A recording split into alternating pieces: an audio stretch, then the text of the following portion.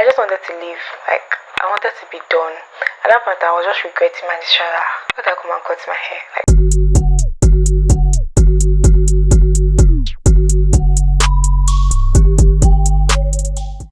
This is meant to be a vlog, a full vlog, but then some things happen, which is why this video is like this. The video was just meant to be a big chop video.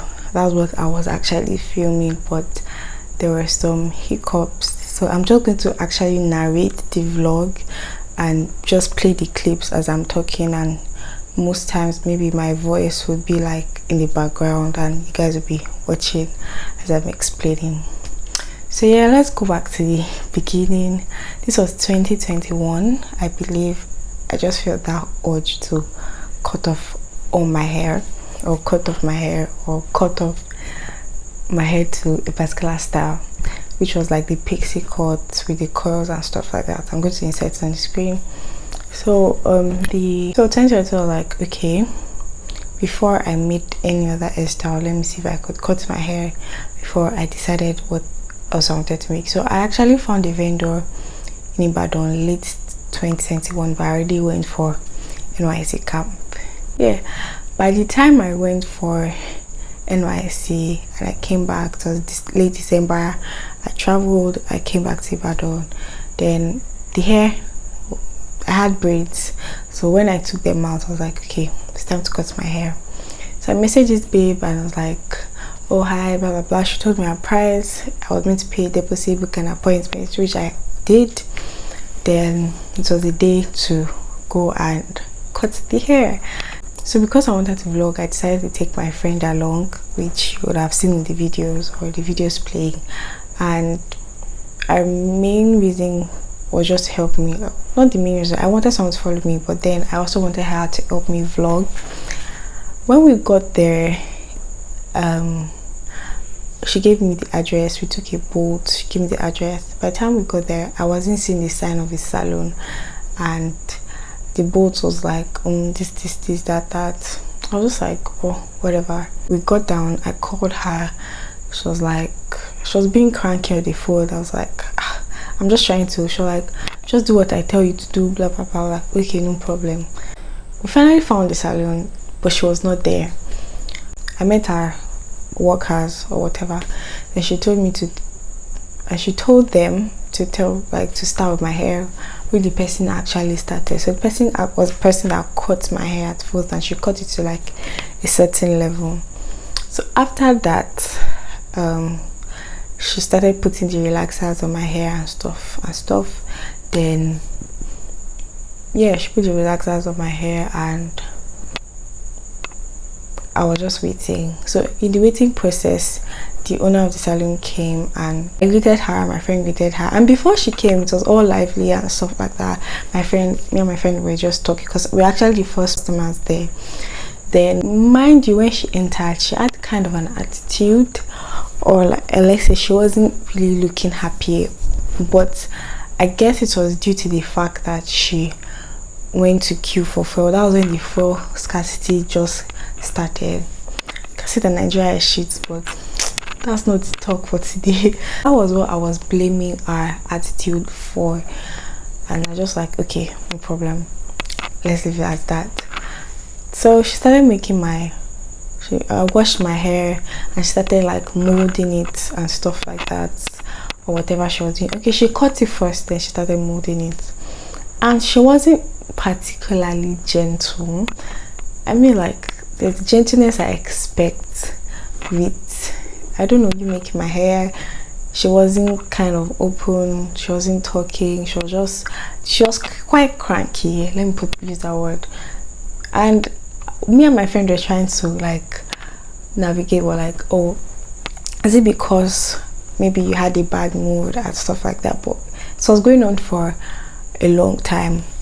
So at that point, me and my friend just stopped talking. Everyone was just silent. Other people started coming in and I just wanted to leave. Like, I wanted to be done. At that point, I was just regretting my decision. Why did I come and cut my hair? Like, I was already regretting my decision, but then it's something I wanted to. Okay, so skipping to the part. She did all she needed to do, and I also stopped filming because she was just cranky, but I wasn't putting the camera in her face, her especially. So I just stopped filming and just allowed my hair to be done. Fast forward to when we're done. Yeah, we're done. And before we started, I asked her, oh, how long is the hair going to last? And she said 2 weeks, which is fine. I could always go back to her place to make my hair again or style my hair again. Then when we're done, I asked her, how am I going to maintain the hair? And she said she bought her one comb. Oh, this is what you're going to use. You're just going to comb it out, and the comb cost 800 naira, which was not a problem. So I looked at the comb. I was like, oh, I have this comb at home, which I actually do, because I style hair, I style wigs, I style hair generally, and I had that comb at home. So like, oh, I had the comb at home, don't worry. And she gave me this kind of look that maybe I didn't want to buy it, but I just ignored it. And I was like, that's all. She said, yeah, that's all. And I'm like, is it because you want me to come back to your shop? That's why you're telling me that's all the care I need for the hair. And before even going, I had watched videos of people who had pixie cuts on YouTube and stuff, how they style their hair after they make it, blah blah blah and stuff like that. So I already knew, and I already bought these things. But since she was the person making my hair, I wanted to hear from her how to keep my hair for these 2 weeks, because I know those curls won't last for 2 weeks. Anyway, she just said that's all. So the first night I came home and I just tried to sleep like in a way that my hair will not get scattered, because I was going out the next day, and the day after was Sunday, and I needed to take my hair to where I was going out to church. So I slept very uncomfortable just because I was trying to preserve my curls. I woke up the next morning and my curls were flat. They were still there, but they were flat. So I was going out. So what I just did was I just picked up my straightener and tried to like make them stand a bit, which worked, and which kind of lasted for the day, because I was careful how I put my hair and stuff like that. So I went out, and that was a Saturday. I went out with my friends. Well, by the time I got home, my curls were already coming off. They were standing, they were flat, they were just all over the place. And the next day was Sunday. I slept and I woke up. By the time I woke up, my curls were even barely there. So I picked up my straightener again and I did it. And I know this hair requires maintenance, right? But my only problem was the fact that I asked this person, what can I do to maintain? At this point, I wasn't even sure if I was doing what was wrong or doing what was right. And meanwhile, I told you guys I've watched videos, but because she was the one that made this hair and probably used different materials than what the other people I watch on YouTube used, I was so curious to know from her what I needed to use to maintain my hair. And I didn't get any positive results from her other than buy a comb and use it to comb it out. And I was like, okay, so when I comb it out, how do I even comb it out? When I comb it out, what next? I continued curling my hair for the 2 weeks. So in between these 2 weeks, I was trying to decide if I should go back to her or go to another person. But then going back to her didn't seem like an option, because I didn't like what I met. Like, the service was just a no for me. So I just decided, well, okay, after 2 weeks, if you don't find another person that cuts hair in Ibadan where I live, you're going to braid your hair, which is what I'm going for now, braiding my hair. And this is because I actually just want a change of look for now.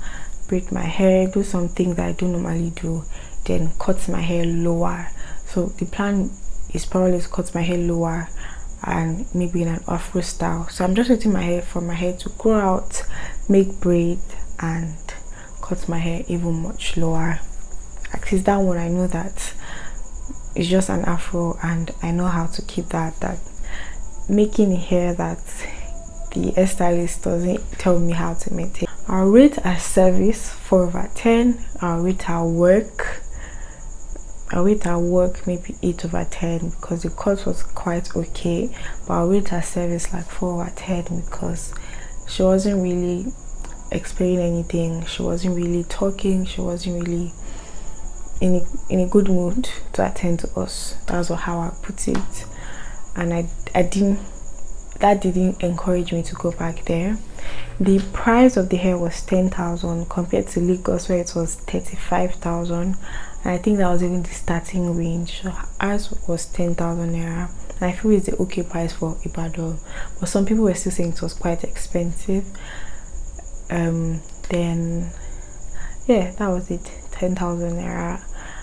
What did that cost? I think, okay, I bought my relaxers myself, and yeah, so that was just my experience, and I felt that it wouldn't make sense just putting out the video without actually telling you guys what happened in the process, because I just wanted it to be a normal vlog of like my big chop and whatnot and whatnot. If you do like the video, please don't forget to like, share and subscribe, and I'll see you in my next one. Bye.